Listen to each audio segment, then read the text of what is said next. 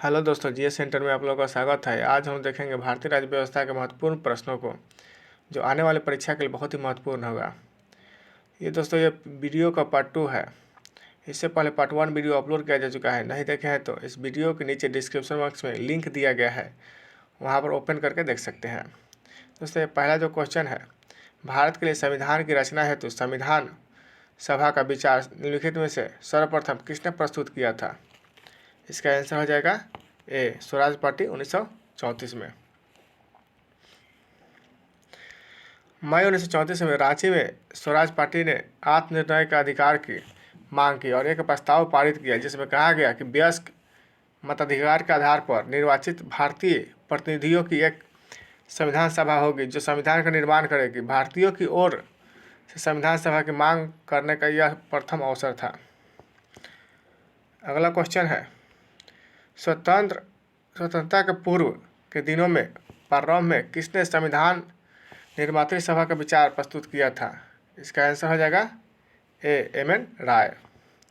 वर्ष 1934 में ही भारत में संविधान निर्मात्री सभा का विचार एम.एन. राय ने दिया था।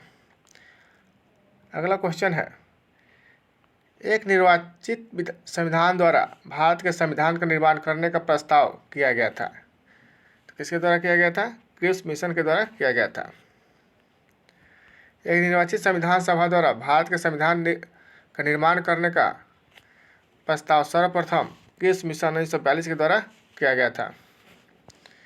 अगला क्वेश्चन है, कैबिनेट मिशन योजना के अंतर्गत संविधान निर्मात्री परिषद में प्रत्येक प्रांत को आवंटित सदस्य संख्या निर्धारित करने के लिए एक प्रतिनिधि कितनी जनसंख्या के अनुपात में था?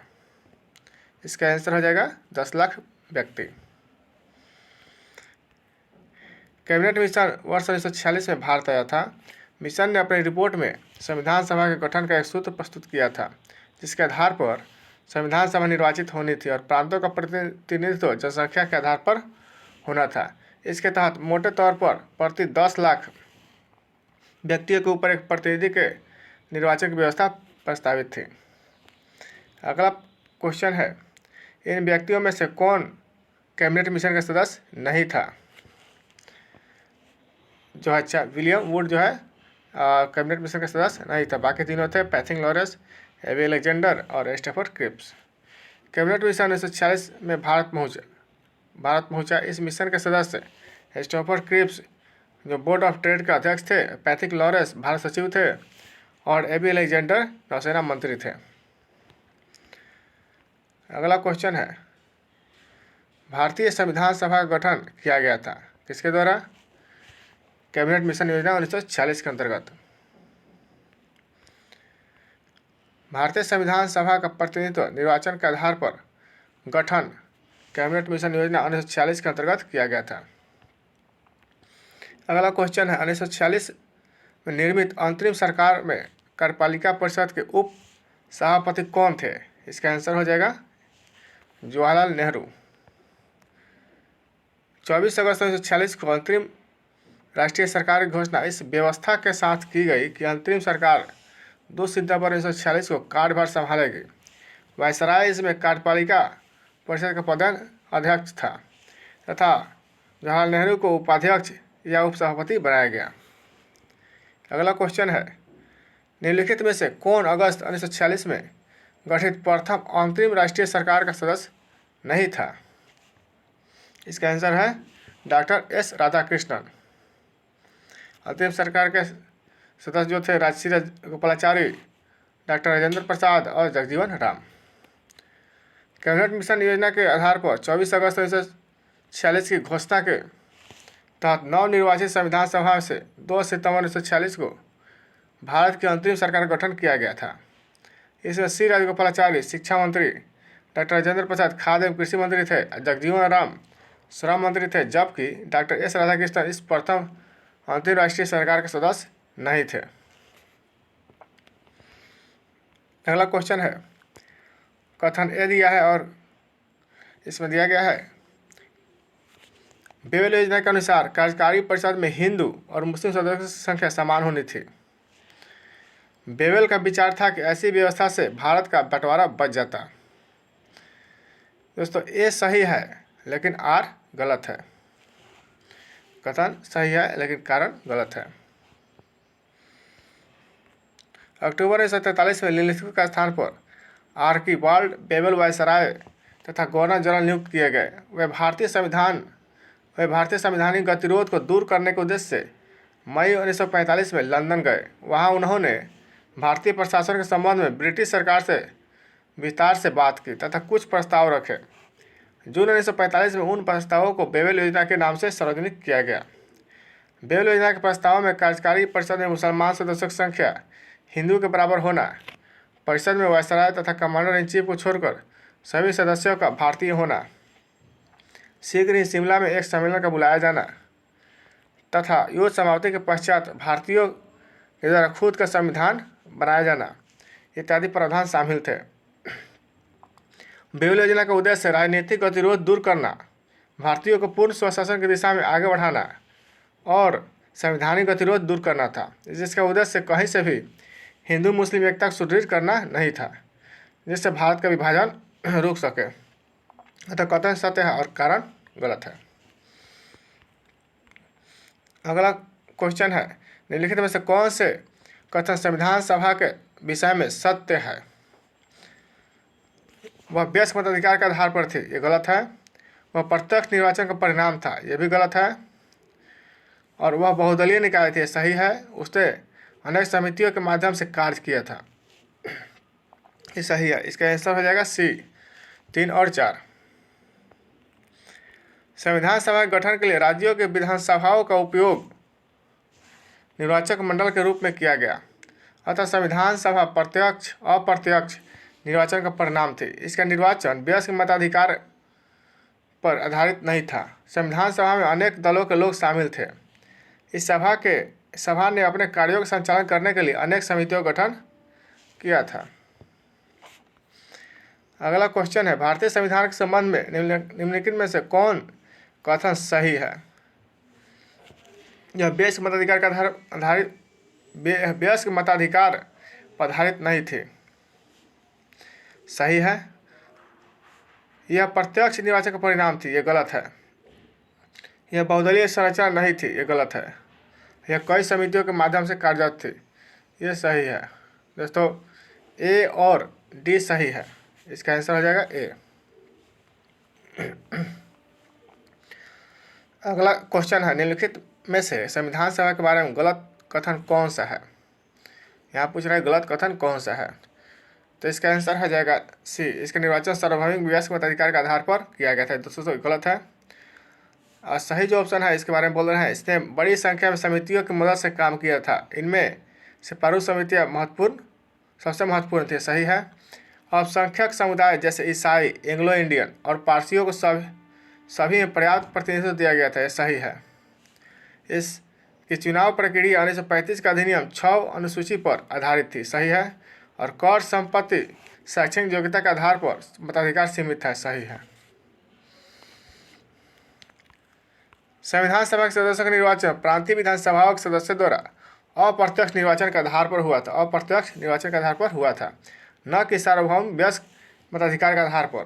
प्रत्यक्ष निर्वाचन द्वारा कर, संपत्ति और शैक्षणिक योग्यता के आधार पर मताधिकार प्रदान किया गया था, सभी को मताधिकार प्राप्त नहीं था।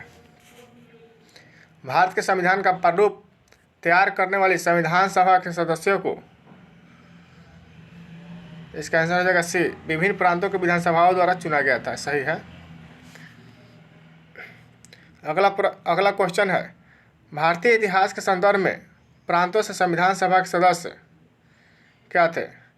तो प्रांतीय विधानसभाओं द्वारा निर्वाचित हुए थे। संविधान सभा में सदस्यों का चुनाव कैसे हुआ था? प्रांतीय सभाओं द्वारा।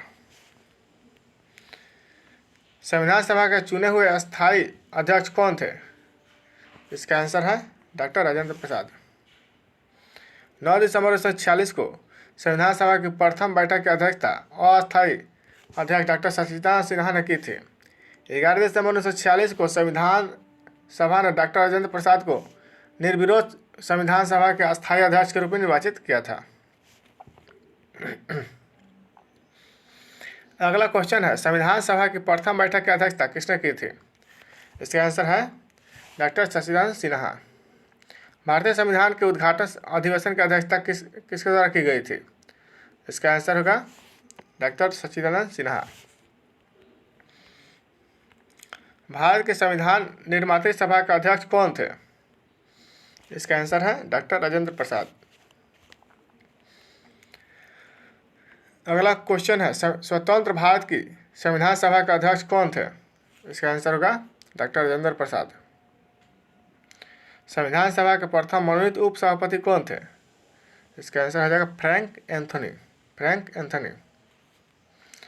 संविधान सभा के प्रथम अस्थायी उप सभापति या उपाध्यक्ष फ्रैंक एंथनी थे। कौन थे? फ्रैंक एंथनी, जिन्हें 9 दिसंबर 1946 को अस्थायी सभापति अध्यक्ष सच्चिदानंद सिन्हा द्वारा मनोनीत किया गया था। एस.सी. मुखर्जी संविधान सभा के पहले अस्थायी उपाध्यक्ष थे। सही है। भारतीय संविधान सभा की स्थापना की गई थी। कब की गई थी? 9 दिसंबर 1946 को। कब की गई थी? 9 दिसंबर 1946 को। भारतीय संविधान सभा की स्थापना 9 दिसंबर 1946 को उसकी प्रथम बैठक आरंभ होने के साथ हुई थी। सही है। संविधान सभा की प्रथम बैठक कब हुई थी? संविधान सभा की प्रथम बैठक कब हुई थी? इसका आंसर है 9 दिसंबर 1946। अगला क्वेश्चन है, संविधान सभा का गठन कब हुआ था? दिसंबर 1946 में। भारत की संविधान सभा का प्रथम अधिवेशन कब शुरू हुआ था? इसका आंसर है 9 दिसंबर 1946। भारतीय संविधान सभा की पहली बैठक कब हुई थी? 9 दिसंबर 1946 को। भारत को एक संविधान देने का प्रस्ताव संविधान सभा द्वारा पारित किया गया था। 22 जनवरी 1947 को भारत को एक संविधान देने का प्रस्ताव संविधान सभा द्वारा कब पारित किया गया था? 22 जनवरी 1947 को। 22 जनवरी 1947 को संविधान सभा द्वारा भारत को एक संविधान देने का उद्देश्य प्रस्ताव पारित किया गया। यह उद्देश्य प्रस्ताव को 13 दिसंबर 1946 को संविधान सभा में जवाहरलाल नेहरू द्वारा पेश किया गया था। आगे चलकर यही उद्देश्य प्रस्तावना का प्रारूप बना। अगला क्वेश्चन है, संविधान सभा के सम्मुख संविधान की प्रस्तावना का प्रस्ताव किसने रखा था? इसका आंसर है जवाहरलाल नेहरू। अगला क्वेश्चन है, संविधान सभा में उद्देश्य प्रस्ताव किसके द्वारा प्रस्तुत किया गया था? तो पंडित जवाहरलाल नेहरू के द्वारा। भारतीय संविधान के निर्माण से संबंधित निम्नलिखित कथनों में से कौन सही है? कह रहा है कौन सही है?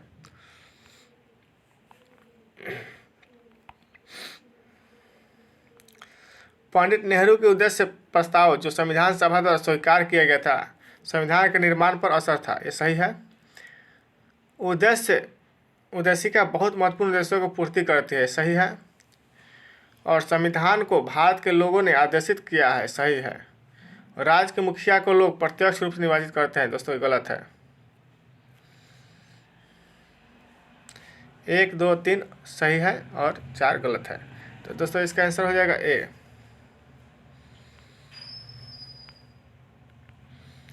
भारतीय संविधान के तहत राज्य के मुखिया अर्थात राष्ट्रपति का निर्वाचन लोगों द्वारा प्रत्यक्ष रूप से नहीं बल्कि अप्रत्यक्ष रूप से जनप्रतिनिधियों, संसद एवं विधानसभा के निर्वाचित सदस्यों के माध्यम से किया जाता है।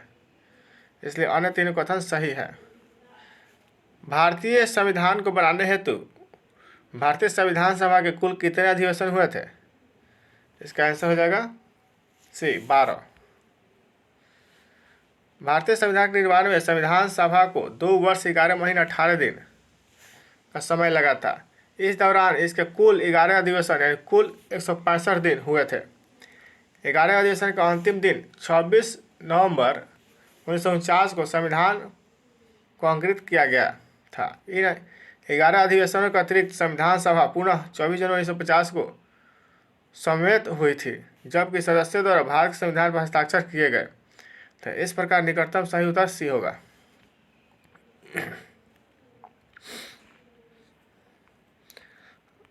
अगला क्वेश्चन है, भारत की संविधान सभा की अंतिम बैठक की सही तिथि को बताइए।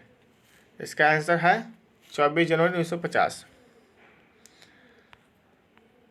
भारत के संविधान के निर्माण में संविधान सभा को कितना समय लगा था?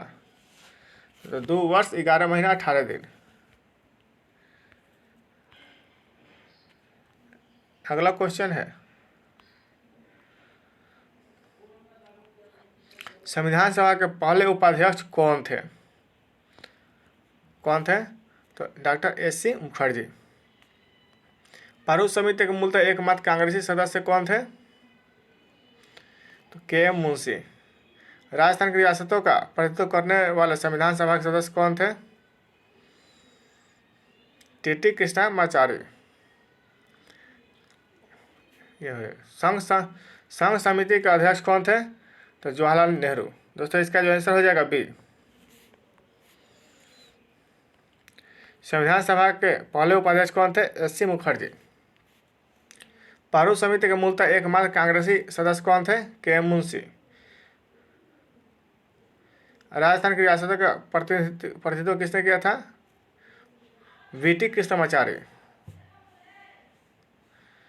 और संघ संविधान समिति के अध्यक्ष कौन थे? तो जवाहरलाल नेहरू। संविधान सभा के पहले अस्थायी उपाध्यक्ष फ्रैंक एंथोनी थे।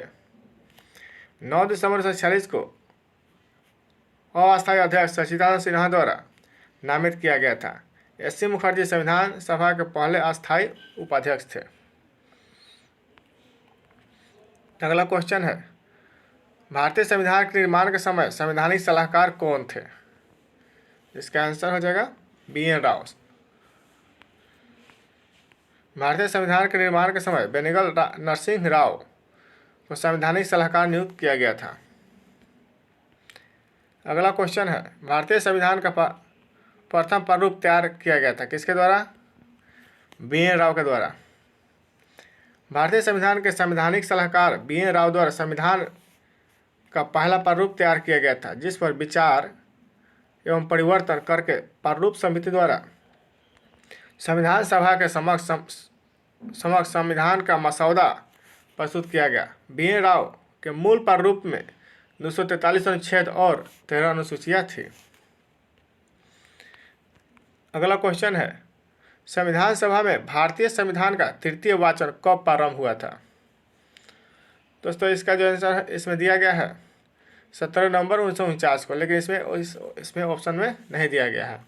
तो भारतीय संविधान का तृतीय वाचन 17 नवंबर 1949 से प्रारंभ हुआ और 26 नवंबर 1949 तक चला था। अतः प्रश्न में दिए गए विकल्पों में से कोई भी विकल्प सही नहीं है।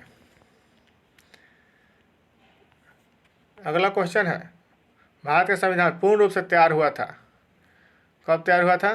तो 26 नवंबर 1949 को। भारतीय संविधान की उद्देशिका यानी प्रस्तावना में उल्लेख किया गया है कि 26 नवंबर 1949 को भारत के लोगों ने संविधान को अंगीकृत, अधिनियमित और आत्मर्पित किया।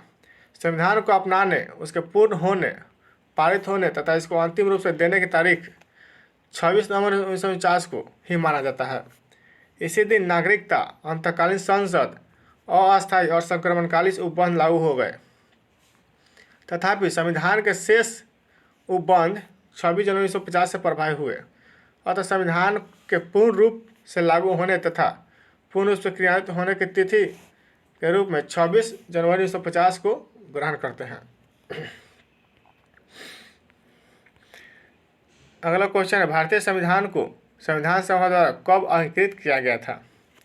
इसका आंसर हो जाएगा 26 नवंबर 1949 को। 26 नवंबर 1949 को। अगला क्वेश्चन है, संविधान सभा द्वारा भारतीय संविधान को स्वीकृत किया गया था तो कब स्वीकृत किया गया था? 26 नवंबर 1949 को। भारत का संविधान किस तिथि को अपनाया गया? 26 नवंबर 1949 को। भारतीय संविधान कब लागू हुआ था? तो 26 जनवरी 1950 को। अगला क्वेश्चन है,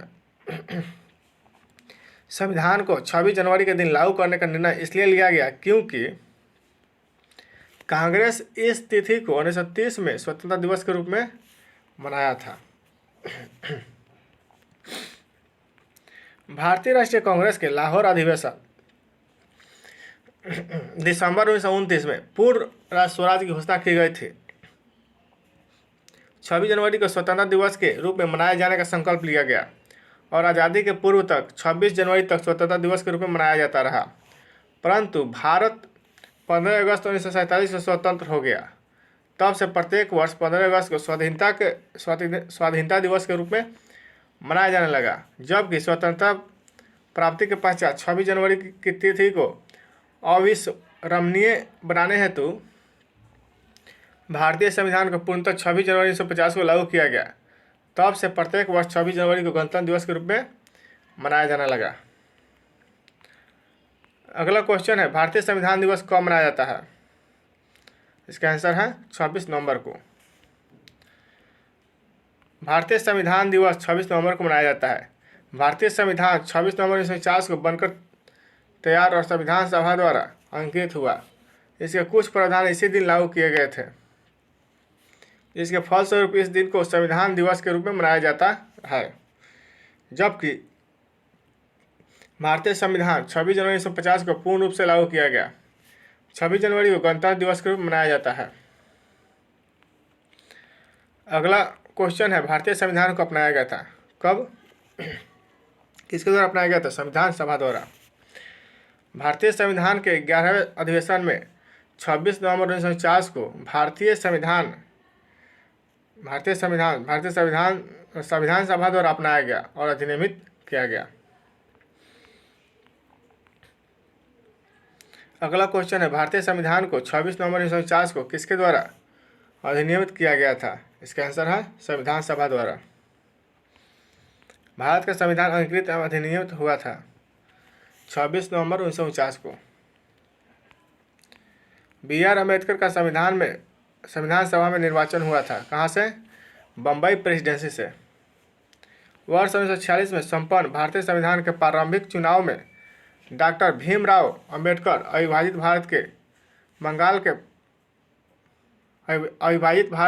बंगाल प्रांत के पूर्वी भाग से निर्वाचित हुए थे।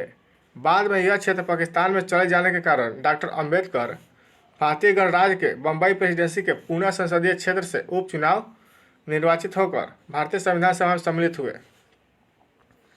पूना सीट उनके लिए कांग्रेस के M.R. जयकर ने त्यागपत्र देकर रिक्त की थी। यह विकल्प ए पश्चिम बंगाल है, फिर भी यह अभी विकल्प नहीं हो सकता है, क्योंकि डॉक्टर अम्बेडकर पूर्वी बंगाल से प्रथम निर्वाचित हुए थे। अतः उन्होंने बम्बई प्रेसिडेंसी से निर्वाचित सदस्य के रूप में संविधान सभा में कार्य किया था। अतः स्पष्ट है कि विकल्प उत्तर बी है। अगला क्वेश्चन है, डॉक्टर भीमराव अम्बेडकर का जन्म और मृत्यु कब हुई थी? डॉक्टर भीमराव अम्बेडकर का जन्म 1800 दोस्तों इसका आंसर हो जाएगा बी। डॉक्टर भीमराव अम्बेडकर का जन्म 1891 में हुई थी और 1956 में इनकी मृत्यु हुई थी। भारतीय संविधान निर्माण में मुख्य भूमिका निभाने वाले डॉक्टर भीमराव अम्बेडकर का जन्म 14 अप्रैल 1891 को महू मध्य प्रदेश में तथा मृत्यु 6 दिसंबर 1956 को दिल्ली में हुई थी। अगला क्वेश्चन है, निम्नलिखित कथनों पर विचार कीजिए। तृतीय गोलमेज सम्मेलन के विचार विमर्श की परिणति भारत सरकार अधिनियम 1935 के पारित होने के रूप में हुई थी। सही है। भारत सरकार अधिनियम 1935 ने ब्रिटिश भारत के सूबों और भारतीय रियासतों के एक संघ पर आधारित ऑल इंडिया फेडरेशन के गठन का उपबंध किया गया था। दोस्तों सही है। इसका जो आंसर हो जाएगा सी। 1 और 2 दोनों सही है।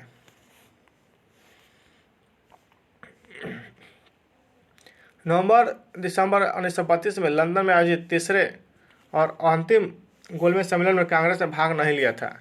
इस सम्मेलन में भारत सरकार अधिनियम 1935 के लिए एक ठोस योजना को अंतिम रूप से पेश किया गया था। इसमें ब्रिटिश भारत के सूबों और भारतीय रियासतों के एक संघ पर आधारित ऑल इंडिया फेडरेशन का गठन का प्रावधान किया गया था। अगला क्वेश्चन है, नीचे दिए गए 2 वक्तव्य दिए गए हैं, इसमें से देखना है भारत का संविधान देश की आवश्यकताओं की पूर्ति करता है। सही है। इसको एक गृहीत संविधान कहा जाता है। ये सही है दोस्तों। ए और आर दोनों सही सत्य है, इसका आंसर हो जाएगा बी। परंतु आर एक सही स्पष्टीकरण नहीं है। भारत का संविधान देश की आवश्यकताओं की पूर्ति करने में पूर्णतः सक्षम है तथा भावी आवश्यकताओं के मद्देनजर इसमें संशोधन संबंधी प्रावधान भी है। दूसरी ओर इसमें विभिन्न देशों के संविधानों से तथ्य एवं विचार ग्रहण किए गए हैं, अतः इसे एक गृहीत संविधान भी कहा जाता है। इस प्रकार कथन एवं कारण दोनों सही है, परंतु कारण कथन का सही स्पष्टीकरण नहीं है। संविधान सभा में वयस्क मताधिकार को 15 वर्ष के लिए स्थगित करने की बात की थी, किसने? तो इसका आंसर है मौलाना आज़ाद ने। संविधान सभा में वयस्क मताधिकार विषय पर बहस के दौरान मौलाना अबुल कलाम आज़ाद ने वयस्क मताधिकार को 15 वर्षों के लिए स्थगित करने की वकालत की थी, किंतु डॉक्टर राजेंद्र प्रसाद एवं पंडित जवाहरलाल नेहरू ने जोरदार ढंग से इसे अपनाने के लिए इसका समर्थन किया था। अगला क्वेश्चन है, निम्नलिखित में से किस सुझाव दिया था कि भारत की स्वतंत्रता के बाद भारतीय राष्ट्रीय कांग्रेस को एक राजनीतिक दल के रूप में भंग कर दिया जाना चाहिए? इसका आंसर हो जाएगा महात्मा गांधी। भारत की स्वतंत्रता के उपरांत महात्मा गांधी ने सुझाव दिया था कि भारतीय राष्ट्रीय कांग्रेस को एक राजनीतिक दल के रूप में भंग कर दिया जाना चाहिए। अगला क्वेश्चन है, निम्नलिखित में से किसने कहा था एक संविधान एक मशीन की तरह बेजान चीज़ है, इसमें वे लोग जीवन फूंकते हैं जो इसका नियंत्रण करते हैं। भारत में बस कुछ ईमानदार लोगों की आवश्यकता है जिनके लिए राष्ट्रहित ही सर्वोपरि है। इसका आंसर हो जाएगा ए, डॉक्टर राजेंद्र प्रसाद। कौन है? डॉक्टर राजेंद्र प्रसाद। प्रश्नागत कथन यानी संविधान सभा का अध्यक्ष और भारत के प्रथम राष्ट्रपति डॉक्टर राजेंद्र प्रसाद का है। यह कथन 26 नवंबर 1949 को भारतीय संविधान को अपनाए जाते समय उनके वक्तव्य का अंश है। अगला क्वेश्चन है, अपनी राष्ट्रवादी प्रतिक्रिया में भारतीय संविधान के निर्माताओं ने अल्पसंख्यक के हितों तथा भावनाओं के महत्व को कम करके आंका है। यह कथन किसका है? इसका आंसर है आइवर जेनिंग्स का। प्रस्तुत कथन आइवर जेनिंग्स का है। उनका मानना है कि भारतीय संविधान निर्माताओं ने भारतीय संघ में अल्पसंख्यक हितों और भावनाओं के महत्व को न्यूनतम रखने का प्रयास किया है। अगला क्वेश्चन है, किसने कहा था संविधान सभा कांग्रेस थी? कांग्रेस भारत था। ये किसने कहा है? तो ऑस्टिन ने कहा है।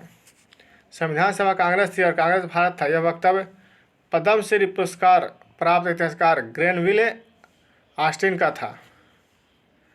यह वक्तव्य उनकी पुस्तक द इंडियन कॉन्स्टिट्यूशन में वर्णित है। अगला क्वेश्चन है, भारतीय संविधान सभा में कुल कितनी महिलाएं सदस्य थी? तो इसका आंसर हो जाएगा 15। भारतीय संविधान में कुल महिलाओं की संख्या कितनी थी? तो 15।